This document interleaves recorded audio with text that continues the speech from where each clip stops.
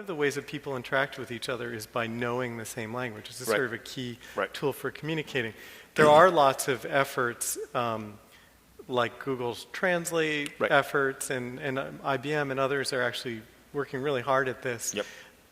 But net them all out, does English become more or less dominant, important as an interface exchange language as the next billion people go online? I say pretty emphatically more. Yeah. I wouldn't say dominant in the way that we might associate with colonialism, but because it's not so much imposed as being drawn in. But English is the TCP/IP of languages, right? It doesn't, which is the basic communications stack of the internet.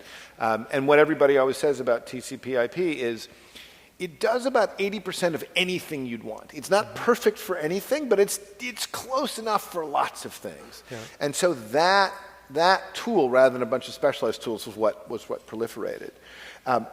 This really struck me the last time I was in Shanghai, because all of the subways now are instrumented in English. You can get around the city of Shanghai just on the maps that they have in the subway, in every car, in every station, and above ground. And it's in part because they had the 2010 Expo there.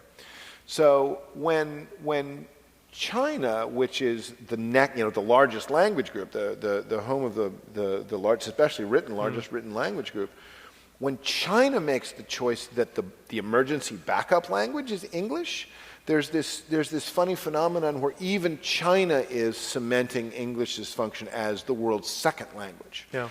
And the group that speaks English natively will be smaller. It's certainly smaller than the group that speaks Chinese, and it's then there's a couple of other parity languages, Hindu, Arabic, and Spanish.